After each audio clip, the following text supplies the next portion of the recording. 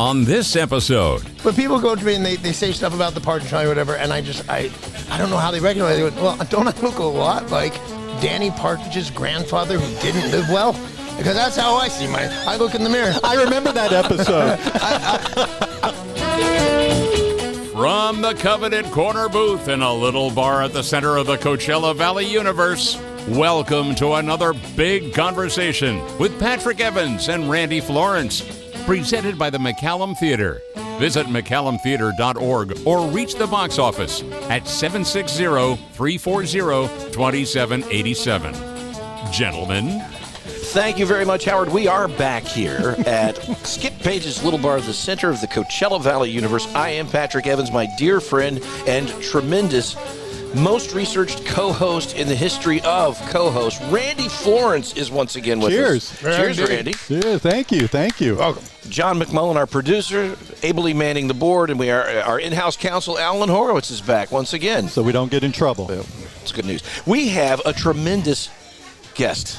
This is so cool. We do. Usually you and I kill about 5 minutes just bullshitting, but we're not going to do that because I want to get right to our guest this time around. Me too. Danny Bonaduce is here. That guy. Danny Bonaduce. That guy. You just moved to Palm Springs. You were up in Seattle. Yeah, for a dozen years. Yeah, a long time, and decided now I'm done. And your wife said you were moving to Palm Springs. That's exactly what happened. You don't even need me for this part. That's exactly what happened. Well, we've got 49 more minutes to go, so come up with something else. Well, we'll see what we can do. Thank you so much for doing this, and my pleasure. How are you settling into the desert lifestyle? It's an easy place to settle into. We've got, I'm not sure how long we've been here, 3, 4, not 6 months. But we bought the house and couldn't move here because I hadn't retired. I had a radio show to do every morning. And my wife's been coming here for 25 years. And she said, this is where we're going. This will be the best thing for you. And we bought a house on a place called Araby Cove, wonderful street. They referred to it in something I was looking online as the Laurel Canyon of the desert. Ooh. Yeah, that's nice. Everybody's smoking weed, riding bikes. Yeah, listen to Joan Baez telling stories. Yeah. So that's where you bought. Yeah, absolutely bought. I've been following you guys on social media, and you're like, you're hitting every spot in the valley. Yeah, so it's like intentionally. in the first 6 months, you want to see everything you could possibly see. Well, I just want to know where I go. I want to have a favorite restaurant. I don't drink anymore. By the way, can I commend you guys on thinking, Danny Bonaduce, a notorious alcoholic. Let's ask him into a bar. Ask him a bunch of weird-ass questions in a bar. That'll be the best thing for Danny Bonaduce. Well, we did have a conversation about that, I thought you might. I was like, should he come here? I don't know. I've done a couple interviews in pharmacies. Also not a great idea. well, Big Conversations at CBS is next week. So I want to ask you something that we have in common. I'm relatively newly retired. Good. How are you doing with it? I mean, you moved into retirement for a reason. Yeah, I got real sick, which is weird for me. I don't usually get sick. Do you mind talking about that a little bit? I don't mind talking about anything. Oh, man. good. Yeah, whatever you got. I'm settling into it quite well because I know a couple people that just flat out hate it, and they tell you. I said, so you've been retired. How do you like it? I hate it, man. Every day I wake up and think of something to do. Well, it's only been a little while for me. I'm fine with it. I really, really enjoy it. Yeah, I have not found a reason to hate it yet. Yeah. You were doing morning radio. Yeah. And that's a tough gig. Yeah, it is. 4:30 every morning. That's a tough gig for kids. I mean, people close to our age, and I do morning television, so I get seen you plenty of times. Well, big fan. It's tough. So you did that for a long time. That was 11 years in Seattle. Yeah. But you've been in a number of places. Yeah. It's weird because at first I thought, well, why can't I keep a job? I'm good at this. All the mail says I'm good at this. But what it was, and they were happy to finally tell me this. They said, I go to markets that are tanking and terrible, and I fix that. But then they send me somewhere else. Like the radio station can now take care of itself. It doesn't need Bonaduce's ramblings. So you're the fixer. That's apparently it. Yes, I am the fixer. And it's because you can make anybody funny and interesting for 15 minutes. That's what I've heard. Although I failed at that once. One famous incident that didn't go well. Well, I was doing a TV show with Mario Lopez and Dick Clark and another guy whose name escapes me, but I'm sure he's a fine human being. And, he must have been a really big part of that show. And, Dick is he's royalty in this kind of thing. And Mario, who is surprisingly good at it, I was shocked by this. We're about to do one of the first episodes, and you can see he was terrified. And I thought that would be really funny. I thought, your future relies on this. And he was, he's just there. He couldn't be more beautiful, but he's shaking. He's, he doesn't ready to do this. And I said, just go out and follow me. I'll take care of you, man. And they went 1, 2, 3, go, and called us in. We ended, and we sat down. And the guy was great. He was really good at it. And I was a bit jealous because I don't get to look like that. He's got the best dimples in the area. Oh, in the town. Oh, my God, yeah. Yeah. Take it easy, Randy. I'm sorry. Mario's a cute guy. He is a cute guy. Maybe I went a little heavy on the fillers in the last couple of weeks. Well, thankfully, I've lost some of my vision, too, so I'm good on that. It's all coming together at one time. But people go to me and they say stuff about the Partridge Family or whatever, and I don't know how they recognize it. Well, don't I look a lot like Danny Partridge's grandfather who didn't live well? Because that's how I see I look in the mirror. I remember that episode. It was funny because this has happened once or twice more. My wife and I were in Italy and we're taking a tour, and it's really cool. And the lady tour guide says, do you know who you look like? Well, I get this 20 times a day if I'm out and about. So I know the answer, but I wait. And she says, Picasso. You look just like Picasso. And I looked at her and I do. I look just like Picasso, which is weird because he's way dead. But aside from that, I look just like Picasso. I'm sure she meant you look like him when he was alive. I'm sure. I feel certain. Yeah. So I want to go way back. And I want you to tell me, is this true? By the way, yes. Yes. I don't need to know what it is. It's true. If there's a story about Danny that you heard that's outrageous. Your father did some writing. Ton of writing. Super for the guy. Dick Van Dyke Show. But he also said that acting was one step below pimping. I'm 10, maybe 11 years old. And I'm on the way out the door. Now, the Partridge Family is not like just a sitcom. We had gold albums. We had David Cassidy and his puka shells. So right after the first episode of the Partridge Family, people were in our front yard. They had signs. I love Danny. Tell Keith I love him. Just like crazy, crazy stuff. And so this is what I know. Everything's going to be cool. This is how my life now goes. I'm 10. I'm cute as hell. And I'm about to go out and face the crowd. And my dad grabs me. And he looks at me and my dad growls. He had a great growl. And he said, remember this. Acting is one step below pimping. And then pushed me on the other. I'm thinking, I guess I didn't think this then, but I'm 11, Dad. I don't even know what a pimping means. I don't know what you're talking about. But he didn't like actors. He didn't like anybody. Oh. But he may or may not have. Bonnie Franklin from One Day at a Time. Yeah. Oh, yeah. He wrote some episodes, good ones. He's a great writer. Bad guy, great writer. And she said, hey, Bonnie, that's what they called him, Bonaduce. Hey, Bonnie, can I just change this line right here? And my dad said, no, my lines are carved in stone. Ooh. Oh, man, this guy was wild to watch. And so Bonnie Franklin said, yeah, okay, whatever, man. But then changed it. And my dad, while the show's going on, there's 300 people in the audience, he goes, never, and walks up and pushes up against a wall. And some guy clocks my dad in the side of the head to move him along. And you just don't, and he's a tiny little guy too, like 5'2". He wore lifts, I think, but yeah, you just didn't, because he was so convincing. He's a little guy, but he was just so convincing that he would kill you in 1,000 different ways. Well, my dad went, okay, let's avoid this guy for a little while. Was he not a happy guy? No. He was not a happy guy, and he was not happy that he had a famous son. He just wasn't happy in general. Yeah. Did that make, you had a difficult childhood. Yeah. By all counts. By all accounts. But, a big fuss is usually made over that. I'm sitting here and you guys are saying things like, we're lucky to have you. It's great to have you. It turned out okay. Yeah. It turned out great. Yeah. And by the way, 'cause I was a little guy with red hair and freckles, and people think this is an obscene correlation, but my dad would swing right and pretty hard at a kid. It was a drag and he shouldn't have done it. But I was the toughest kid you ever met anywhere because I'd look at tiny little children my size, think, you can't hurt me, watch this. So there's a benefit to Joe Bonaduce. Yeah. Well, one of them was you got hit in the face by Jose Canseco and you stayed on your feet. God love you. Okay, we had the weirdest dynamic. We were doing celebrity boxing. Yeah. And Jose Canseco was one of the actual celebrities. Usually, it's, no offense, the weather guy from Tallahassee. Well, I've always hated that guy. Yeah, he's a dick. Ever since he hit you. So I'm in the ring with Jose Canseco. I'm 5'6", 165. He's 6'6", 265. It's just I'm seeing that this is even happening. But in celebrity boxing, there's no rules. So I think, okay, I've never been hurt boxing. Not once. Never been knocked down. I'm ready to go. And so this monster walks in the ring, and I think to myself, I got this. Didn't concern me for any time at all. I said, I got this. Because I've never been hurt. Guys have tried. So the bell rings, and I walk over, and he punches me in the face so hard, I couldn't believe it. And I went all the way across the ring, and I'm thinking, so this is what it comes down to. This is going to hurt, and a lot. So I look up, and he should be on top of me by this time. I'm over the corner against ropes.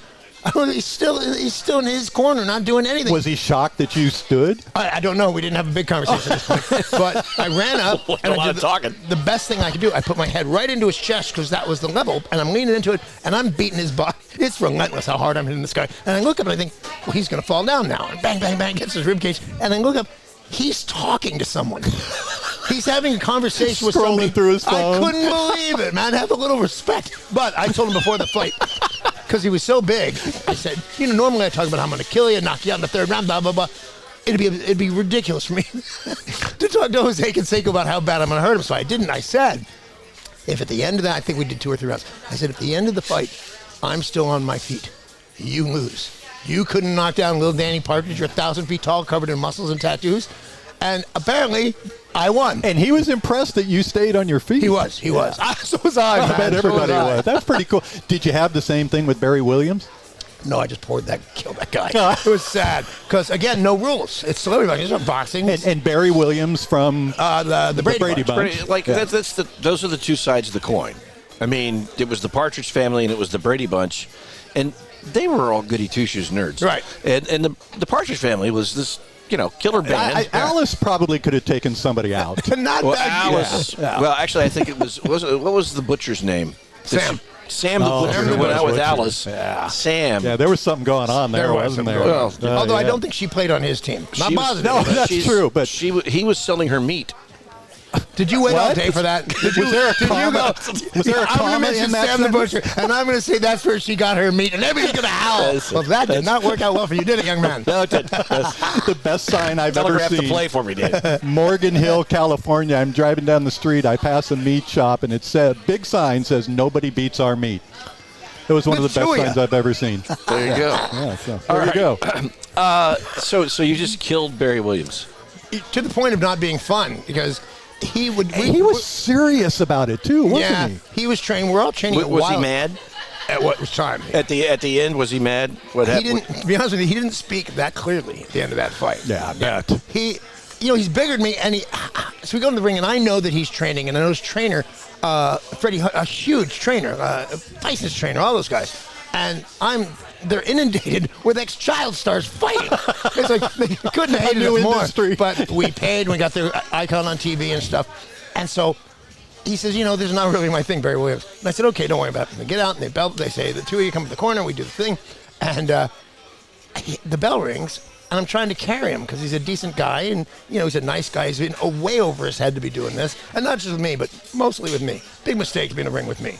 I'm going for my dad. I'm a savage. So the bell rings. I'm trying to carry him.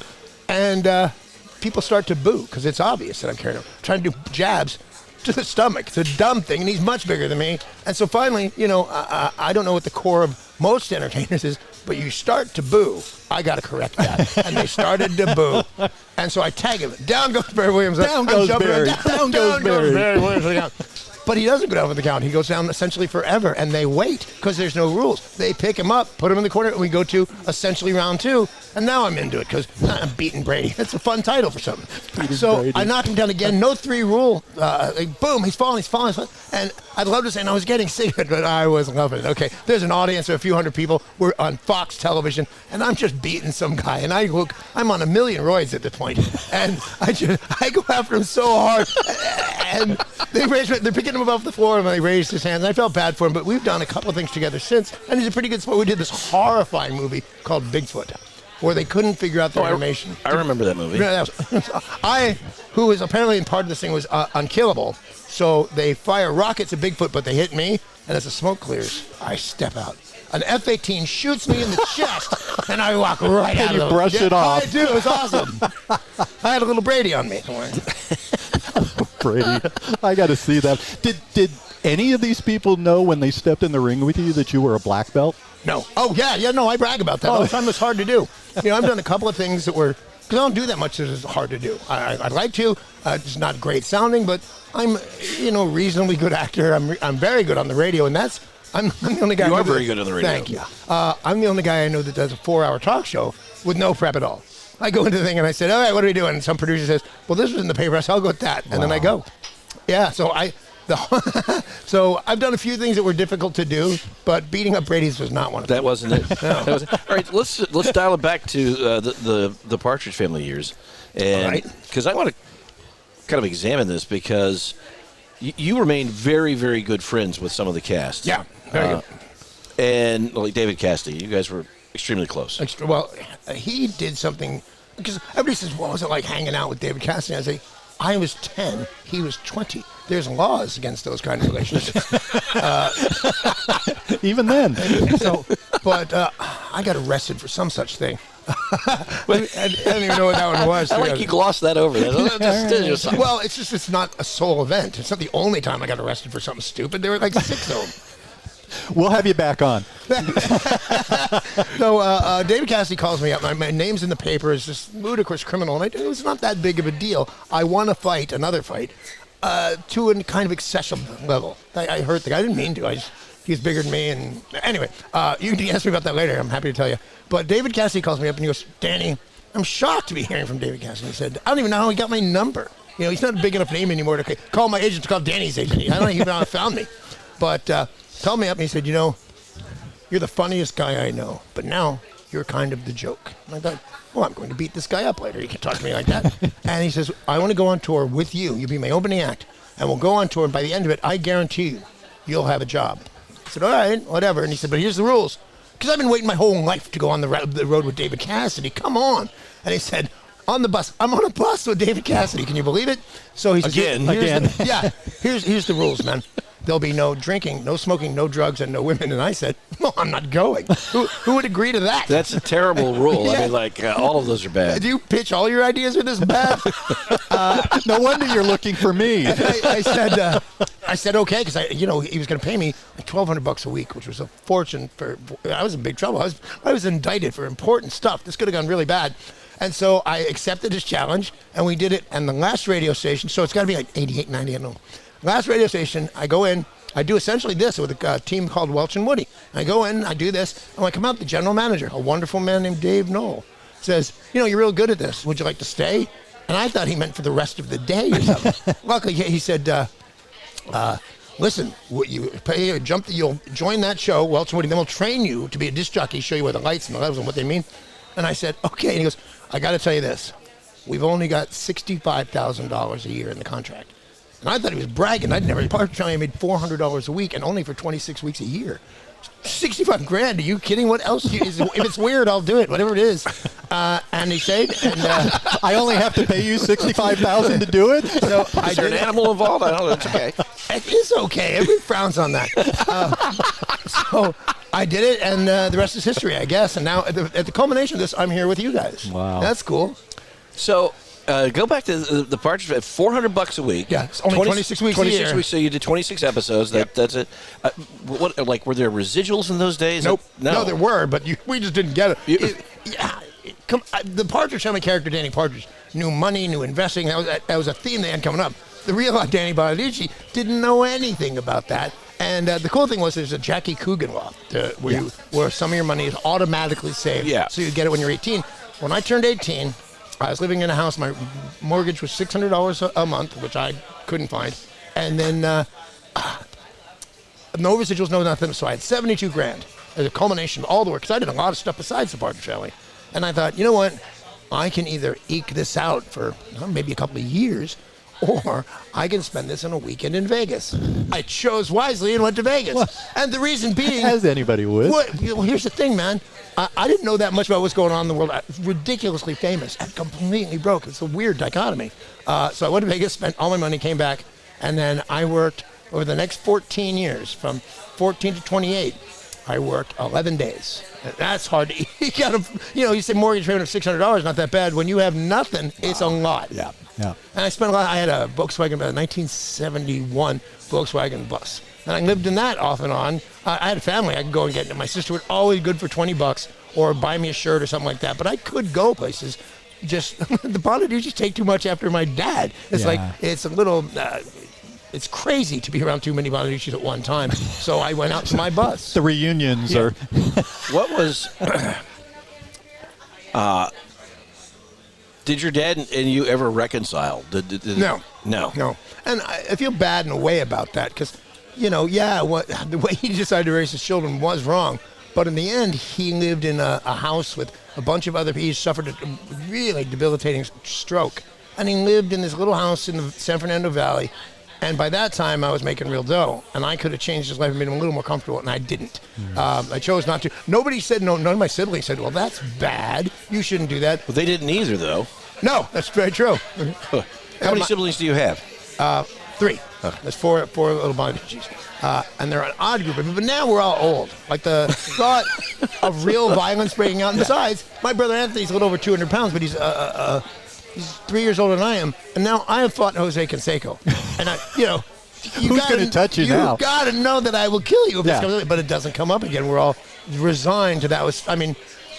We're going to see my brother in Mexico, Anthony.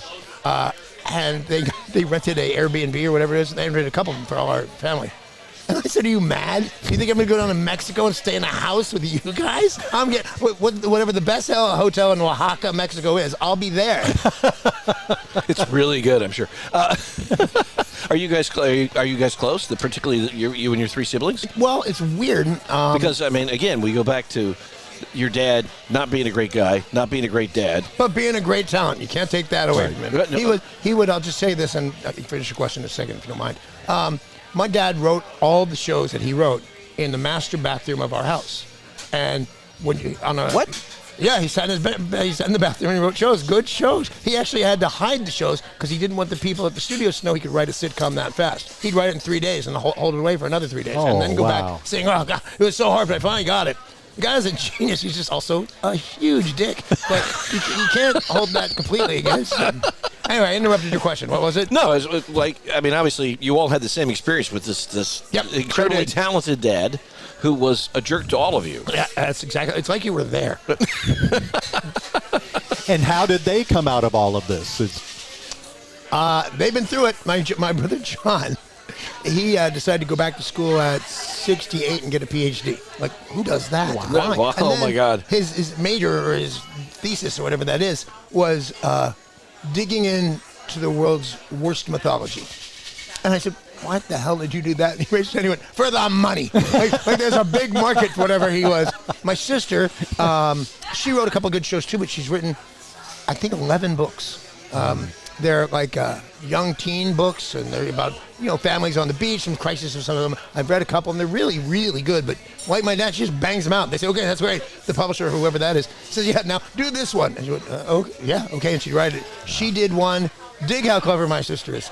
She did a book called The Renaissance of Venice Beach.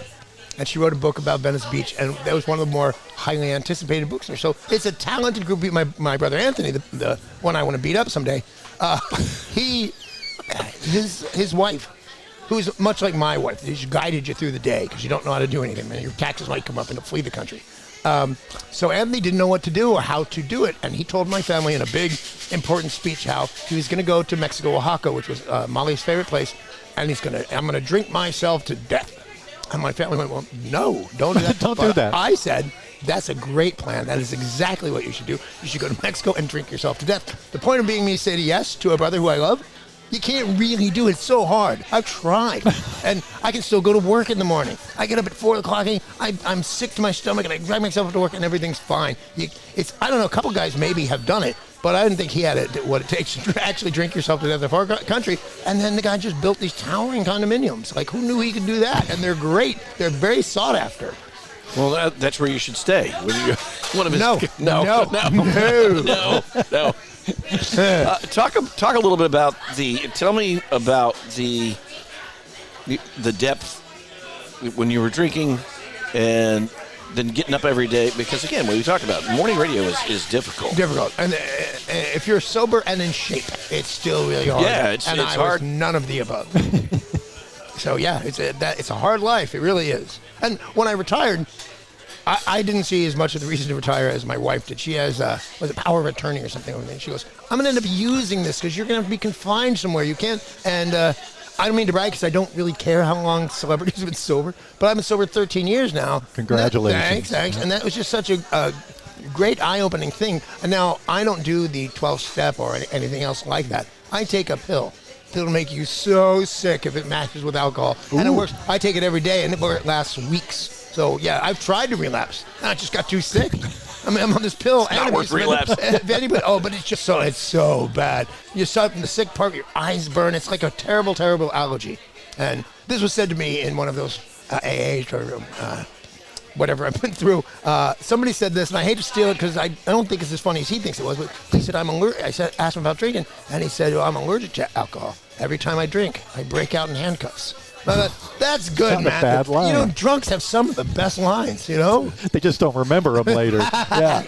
All right, so what was, you said you were indicted for some pretty serious stuff. Which time? The first time. Oh, God. Let's go there.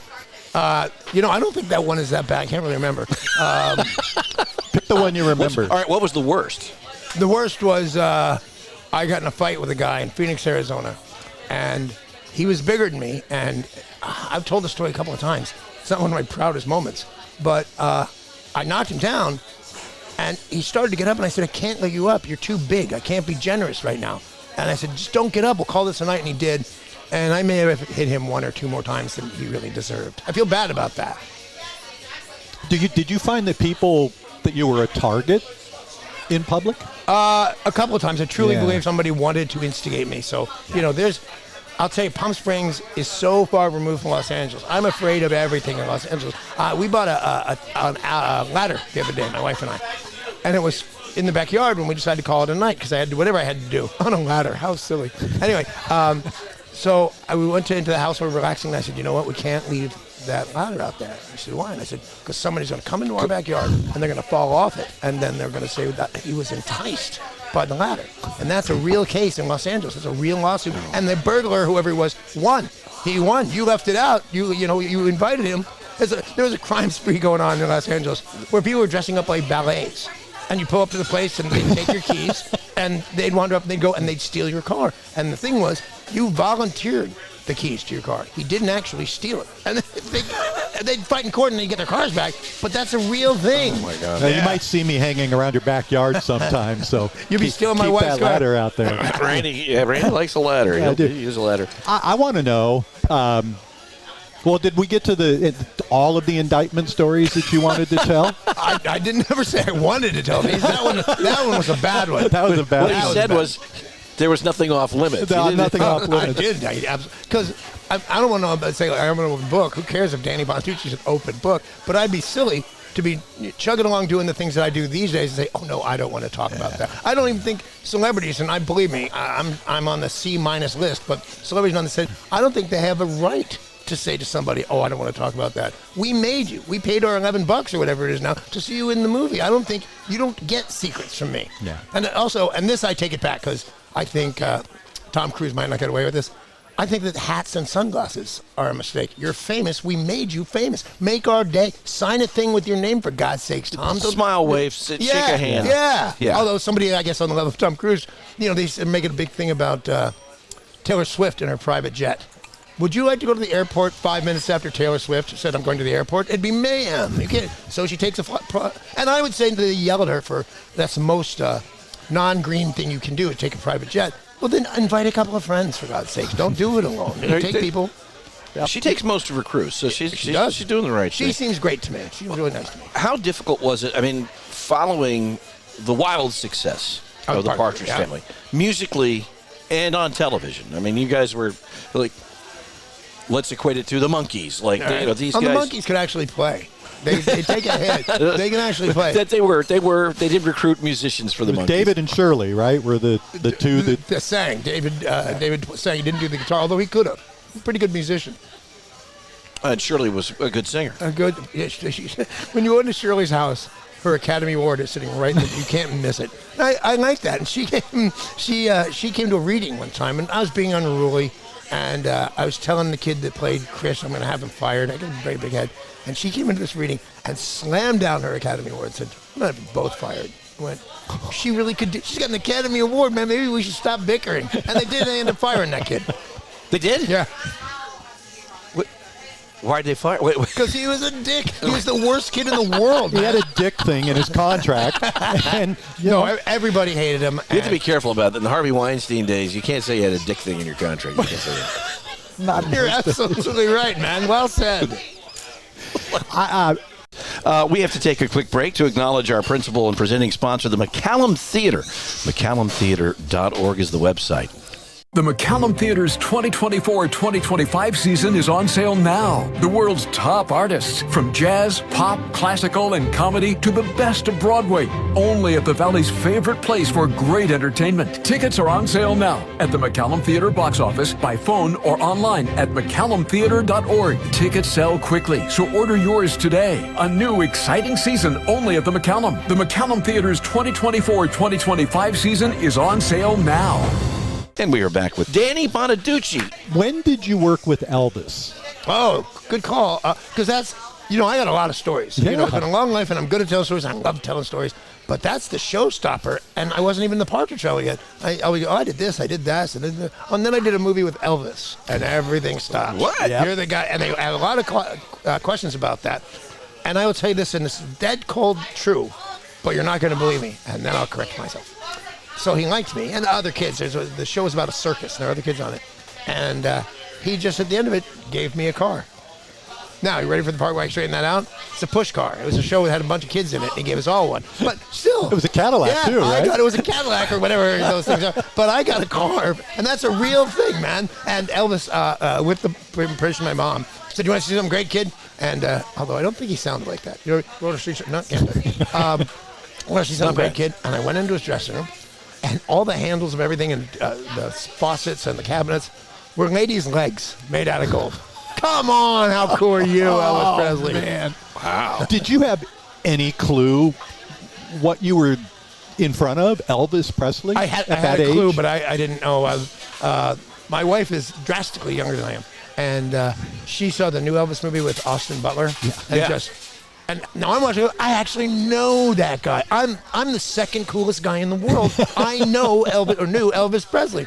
But that new movie showed my wife. This is what it was like. There was a documentary about David Cassidy one time, and I said to my producer on the radio, the last radio show, I said, you have to watch this because I don't think you actually know what happened. And he came into work this day and said, nope, I had no idea. 100,000 seats in Wembley Stadium, and just amazing. The biggest star, he was that day's Elvis, and he used to got, and this is a big thing everybody pointed out, he got more fan mail than Elvis and the Monkees combined. Wow. Yeah, that's a wow. I did not get that. What was your first paid gig?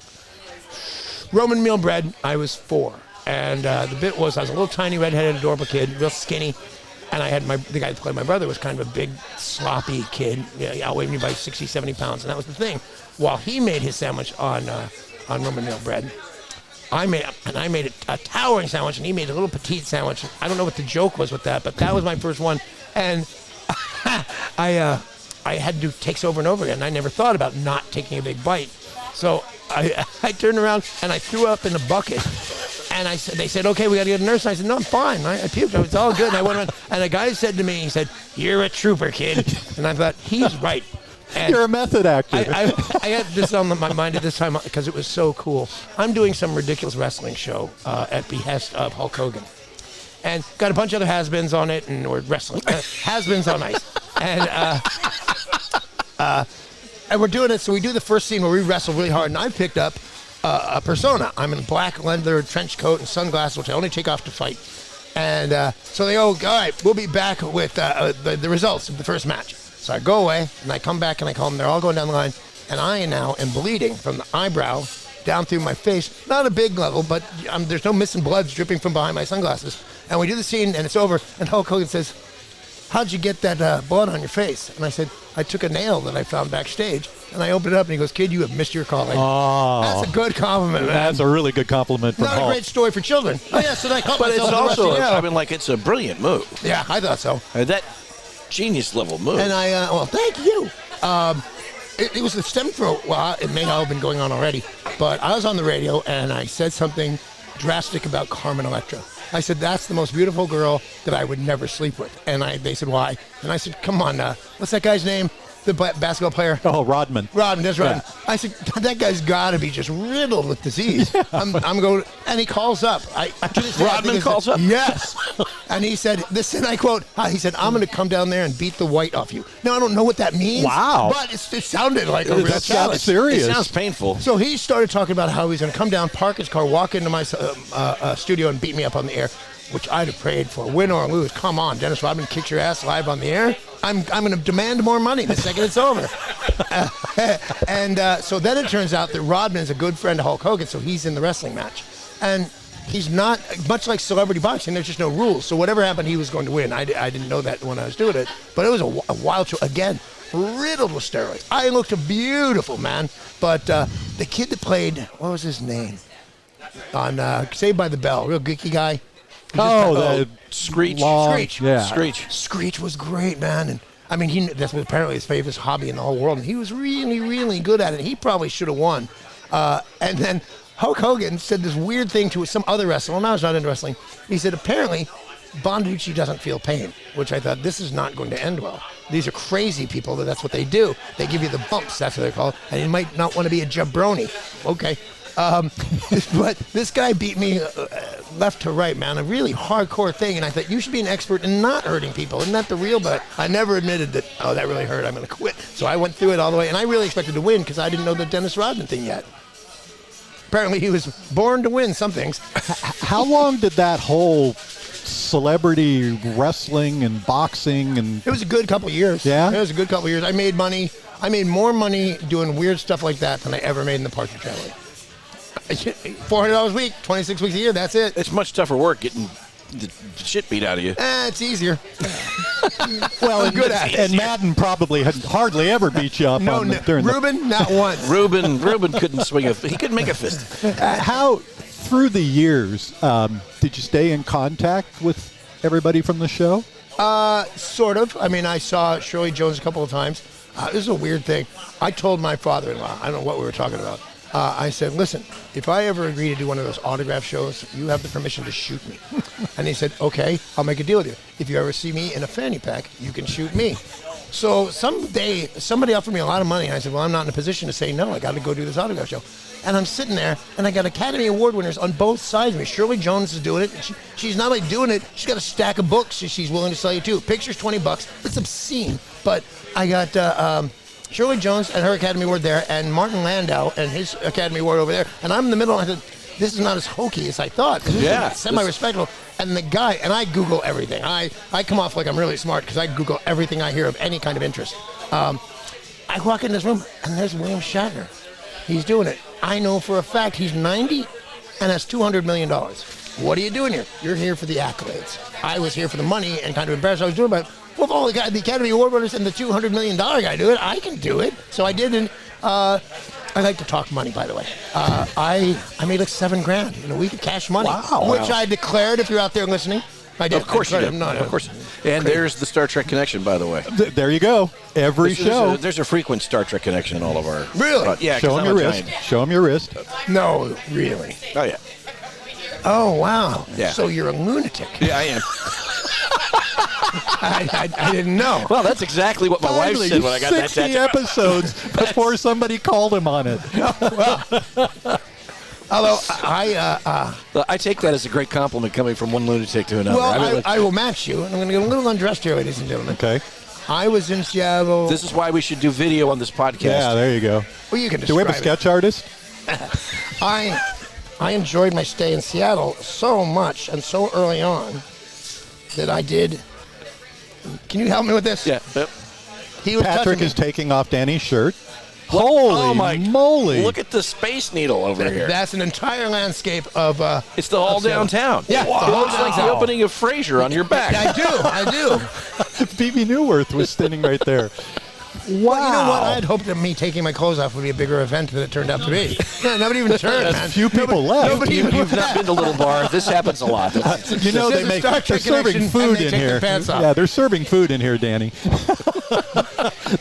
that was it. That's literally the All right, first so back how long did tattoo it take we've to had. get that tattoo? Because it's your entire back. Took 3 settings of about 4 hours apiece. Wow. Yeah. The people in Seattle must have gone crazy for that. They enjoyed it, but as you know from this very moment, we're on the radio. Look at my tattoo. You should see my tattoo. I'm going to rub it up against the microphone. Do you feel it? So you could have actually not gotten it and just told them you did. I could have. I never, ever, not once did that. If you heard me saying it, it's something that really It happened. really There are happened. two ways about it. It really happened. That's amazing. It's very good artwork, It's by the way. beautiful. Thank you. Was that a Good single ink. artist that did it? Yeah. I don't remember his name, but it was actually, I kind of yelled at him because it was supposed to be bigger. It was supposed to, at the bottom of it, it was supposed to connect by water, by the sound. And he didn't bother to do that. And then he went out of business, and well, such is life. Thank God it was done. Yeah. So, why? What does the Star Trek Enterprise do for you? I like the message. I like the optimism. I like the adventure part of it as well. Cool. And I like. I love Shatner. You should love Shatner. He's so much fun. I've interviewed him a couple times. I've met him. He doesn't really like. He's kind of an introvert. You'd be surprised. Yeah. He and I've known him 50 years, I guess. It started out How did you meet William Shatner? in a karate class, believe it or not.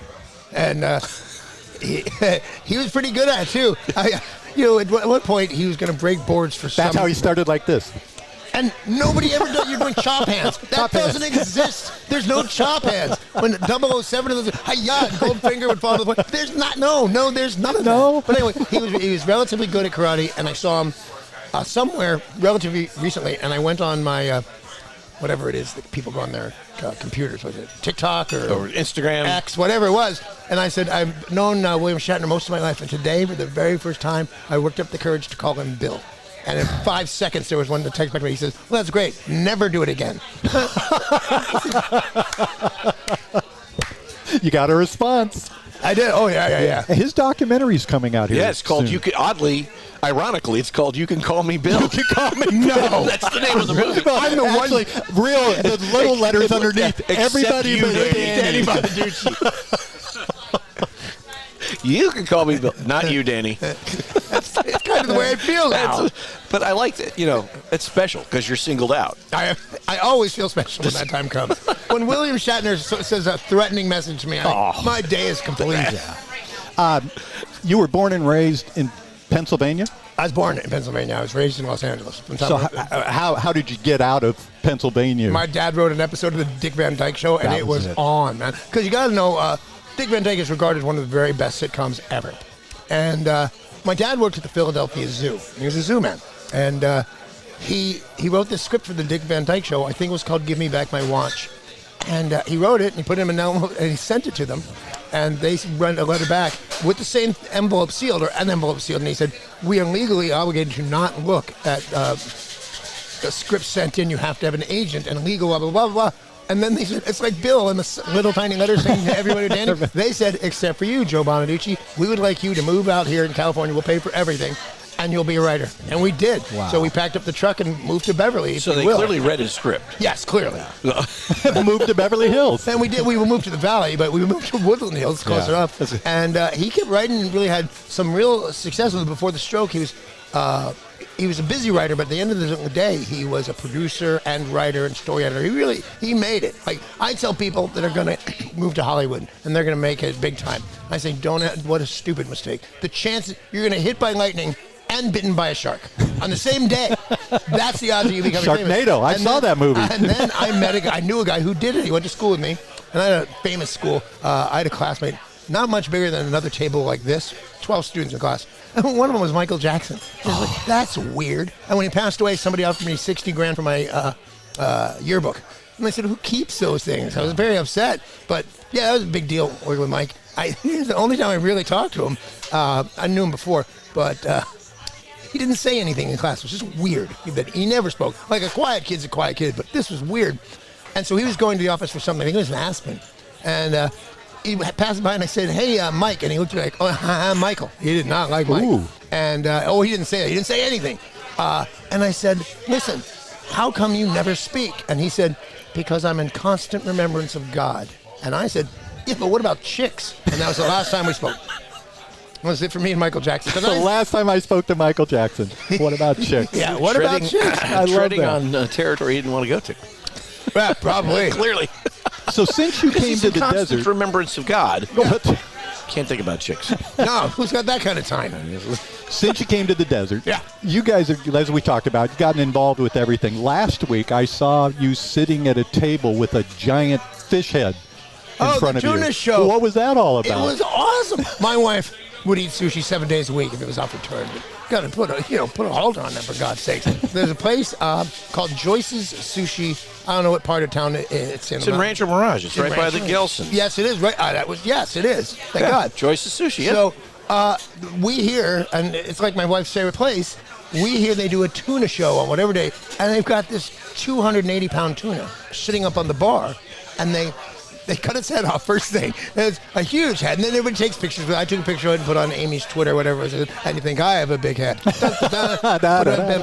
So that was fun. That was fun. We watched it, and there were a lot of super friendly people around here are friendly. Yes, they are. Yes, they really are. People are really nice. Talk about big heads. You were trying all the date shakes. Yeah. So what? That's a love-hate, really. Some people love them, some people not so much. Where would you fall on the date shake? I'm constantly on a diet since I moved here because I've always been kind of thick, if you will. And I don't know where I was, but there was a pool party, just a bunch of guys. And there was this one guy, he was beautiful, man. He was lean and mean, and he's wearing, they're called boy cut shorts. Does that ring a bell? No. I don't know either. What's that guy wearing? Little tiny boy shorts. You could get away. And then I said, I want to be the guy in the boy shorts. So I've been dying. And I'm close. I'm 157, which is the lightest I've been since high school. One day soon, you'll be driving down the main street and you'll go, hey, that redhead guy in a little tiny pair of shorts, that's Danny Bonaduce. That's right. And that's why I know I and have I won. won't be able to unsee that. Yes, man. You know, because I've got bright red hair at 64 and a tattoo of Seattle on my You back. can't You'll know miss it's the me. tattoo. Yeah, you got to go shirtless when you wear those shorts. Damn right. I do. Yeah. So, are you just enjoying life right now? Are you starting to work on anything? I do a couple of things. You ever heard of Cameo? Yeah. Yes. It's a weird thing, man. Yeah. I'm on it by my wife. I don't know how to do that kind of stuff. She does she kind of took over and just said, you need someone who's going to manage all this stuff. You know, when we first started going, very first, and I've said this to more than one woman, I said, will you take care of me? And she said, yes. And it was on. Because I don't know how to do stuff. I know they're going to seem pathetic. I actually have an idea for a show called Travel Wife. Because I want to travel, and I don't know. I'm married to my wife. I don't know how to do it. When I was with the Partridge Family, everything was done for me. Plane tickets, hotel, whatever I was doing for the Partridge Family. And then I was a huge has-been for years, and I didn't work at all. And so that's not too hard to arrange, not working. And then I started doing I radio. can plan a day when I'm not doing anything. So, and then I started to do radio, which is just the lifesaver. That's the one that did me. And matter of fact, a producer on the other half, we're doing an episode on sexless marriages. So I volunteered. Usually it's just be a guest. And I said, no, I'll do it. I believe myself to be in a sexless marriage, which God, at the end, my wife just hated me so much. And rightly so. It's like my dad. Okay, you suck, but I'll hang in for 17 years and 2 lovely kids. So it wasn't entirely sexless. Close enough. They were both yours. Yes, as far as one even has the audacity to look like me. So after the show was over, producer who was so pretty in my book, I loved this girl, she was so great, but I didn't love her. I never even spoke to her really. As I'm leaving for our Christmas break or whatever it is, she walks up to my car. We're at a Mexican restaurant in Burbank, right across the street from the studios. We're all there. It's a big party, and I go to leave, and she comes up to my car and says, I'm quitting the show. And I don't want you to tell me, because I never really spoke to her. And I said, why? She said, because I believe I'm falling in love with you. And I said, everybody says that. And she did not think I was as funny as I thought I was. So we started having a horrifying affair. Well, is my wife listening? No, it's great. It's so good. But this is a different wife. I've never cheated on this wife, and I'm proud of that. And how long have you been married? I've been married. She's weird about this. Hey, honey, how long have we been married and the other years you want credit for? 13 years. Yeah, 13 years. 17 years together. She wants that. And interestingly enough, you might have noticed I've been sober 13 years. My ex-wife, I said, this pill that I take, I said, all you got to do is put it in my mouth. Because what I would do is I'd put it in an aspirin bottle and then take something else, and it wasn't working out. And I said, just got to give me this pill every day, put it right in my mouth. And she said, I am not your mother. And that turned out to be a very costly mistake because I said to my wife, I said, you got to put this thing right in my mouth. And she said, absolutely. And I want to watch you. I want photographs of you taking it. And I did. And it's a real handy way to be sober. It's great. Yeah, thank you. If it works. It does. One of those AA things. It works if you work it, so work it. Man, they have a lot of sayings.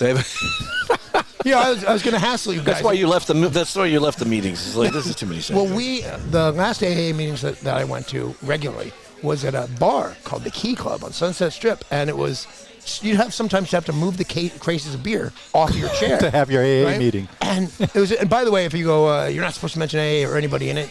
Well, A, bite me. I'll do what I want. And two, if you're a big rock star and you've talked about being drunk, I'm not going to hesitate to talk about you being drunk. What is the point there? So one day I was sitting there, and it was a popular meeting. Some guy goes, yeah, you, and the guy goes, yeah, my name's John. Oh. We all turn and go, no, it's not. You're Aussie. Everybody knows you're Aussie. Why are you trying to John stuff? And then Matthew Perry, who turned out to be like the sweetest guy. I actually have very good stories about him. Not that entertaining, but good. Some of us at that meeting would go out on Sunset Boulevard because it was a tour stop now. Everybody was famous in this place. And so... and did everybody know that everybody was in there at those meetings? Yeah. My wife's father, who was in there with us, he sat down to Miss America and just turned on the charm. It was amazing. So Matthew and I, when it first started... I'm sorry. It was somebody else with their own sitcom. We would sit outside this meeting and drink out of flasks and wait to see how it came out, how long it took to get in the tabloids. We thought it was a very fun game. Oh, man. Oh, I can't believe the stories we got today. Are you raising your hand? You're the John wants producer, to chime in. right? Hey, John, I'm Danny. Pleasure, sir. What's up? Oh, I thought you were waving your hand. Is that something you do? Oh, I thought he either wants to say something, he wants to high-five me, or this thing is almost over. I was the latter. Okay. It was the It's the first time he's done that in 60 episodes. Well, None of us knew what was happening. I bring out the activity. Look at John. You can see he's ready to run a marathon now. He's been electrified by this podcast. Well, I can't wait to run into you at Joyce's. That sounds like an amazing thing to watch. It was really fun. So you'll find me there or at Lulu's, which on the commercials they pronounce it Lulu, no S. You'll find it at Lulu. It's weird. It's a Lulu California Bistro. Yeah. Apparently, but everybody calls it Lulu. Lulu, yeah. Jerry's fighting it up. Jerry Keller, the owner, is fighting an uphill battle on that. He's like, it's Lulu. And I'm like, no one's going to call it that. I come, I spend my money, I'll call it what I want. You want to remove the apostrophe S, have at it. Do you find being around the Valley that you can move around pretty well without being accosted or... Well, thank you, but you've got me confused with a really famous guy. Well, I knew who you were when you walked in. Well, people do, in fact, know. But yes, to answer your question, yeah, but I wasn't getting inundated with autograph seekers in Hollywood. And, when I was 11, I think, I forget what magazine, Time, News, whatever it was, did most 100 famous people in America. And I was like number 20 at 11. Come on. It's been a wild ride, man. And I'm into it totally. You want a picture with me? Here's my rule. At 11, I had a rule. I said, don't ask me for an autograph while I'm eating dinner with my family. Now, come, sit down, have a nosh for God's sake. Take a bite off my plate. Tell me how famous I was and you grew up with me. I'll dig that all day long, man. Oh, that's awesome. And my wife and I have a game. We play a million friggin' games. But one is, hey, you're famous at. And sometimes we're at a place like this, and then somebody will come up and say, hey, aren't you Danny Bonaduce? I'll say, yeah. And as they walk away, my wife will say, famous at the little bar. So that's what we do. There you go. Yeah. There we go. Tell me, you met your wife at a Starbucks. Yes, I did. Tell us that story. I will. Thank you very much. So I'm standing in the line at Starbucks on, Santa Monica in Vermont, I think. I'm not sure. And I'm in a line, and I see this girl, and she's looking at me. And she starts to march or walk. I don't know how my wife would feel marching. She's walking across the floor ever so gracefully.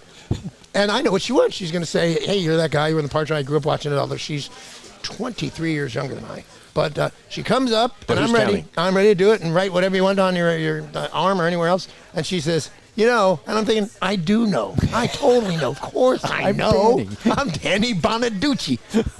And she says, I really enjoyed your book. And as I mentioned earlier, that was difficult for me. I was really drunk at the time. I don't know. Was I under indictment on steroids? This story scarred to make something. I think I was just fine and wanted some coffee. But she said, I really liked your book. And I said, will you marry me? And she said, ha, ha, ha, walked away, not knowing that I married two people on the first date in the past. I married both my previous wives that day. And she was having none of it. She said, I'm not joining that crowd. We went out for years, I think. I don't know really. But I think it was a couple of years, appropriate time, and then we got married. And it's been going very well. And that seemed like a better way to do it. It did seem like Wait till the second date. Well, the first one didn't really count. She needed a green card, and I said, I'm not doing anything. Okay. Yeah. So I married her. I'm not doing anything. Well, I've got some time.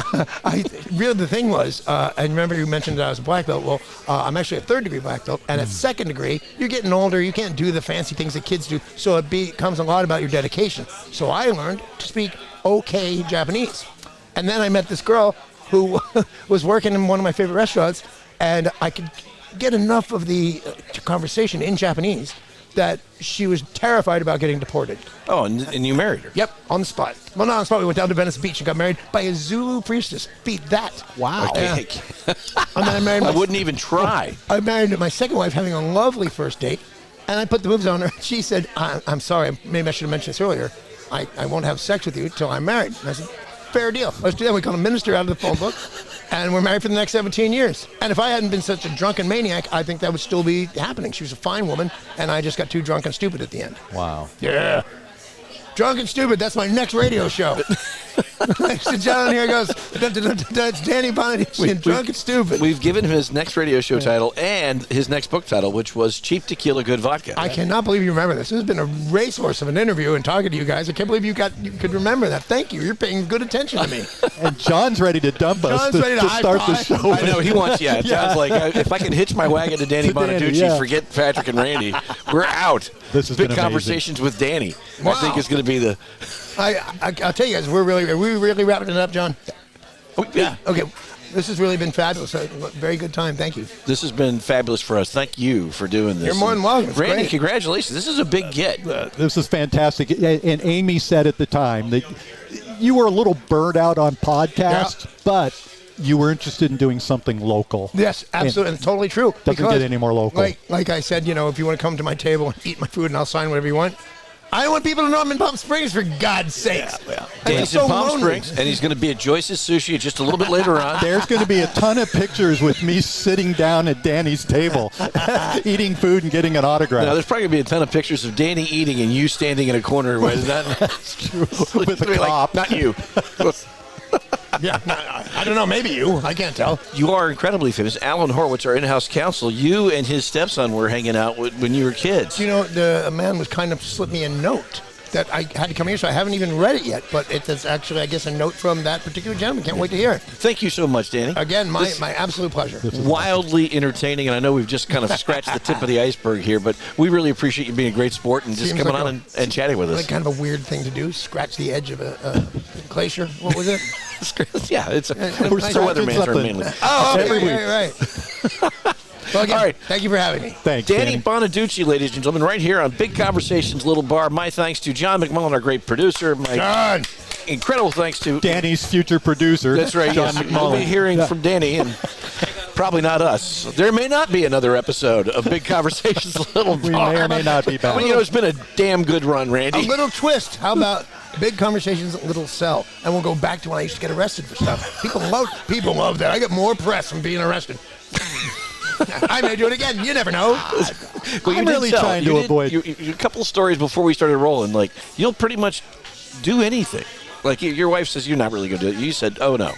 I don't know why I was talking to Yoko Ono, but I get your point. But yeah, no, it's not really. I'm kidding when I say I just want people to know that I'm in Palm Springs. And then you think about it, no, that's totally what I want. He wants people to. I want people to go, yo, Dan, as I'm walking down the street. That's what I want. I didn't do all this stuff for nothing. I want to be rich, and it's not working out really that great. But I also want to be famous, and people say they don't want to be famous are liars. So I dig it. When you see Danny, if you see a guy and you think, that looks maybe like the guy from the Partridge Family, it is. Yeah. Yo Dan. And who knows what's going to happen to him. He will take a picture with you because he's a very gracious guy, and he enjoys his fans, and I think that's a real testament to someone who knows what they're doing in this business. You're very kind. Thank you very much. And being on this podcast, I mean, maybe one of the worst career decisions you ever made, but we are greatly appreciative. Bad decisions. You've done wonderful. Really? This has been big for us. You're right. No matter what happens here, it's not even close to the worst decision you've made. If we all just burst into flames, it's not the worst. Are you kidding?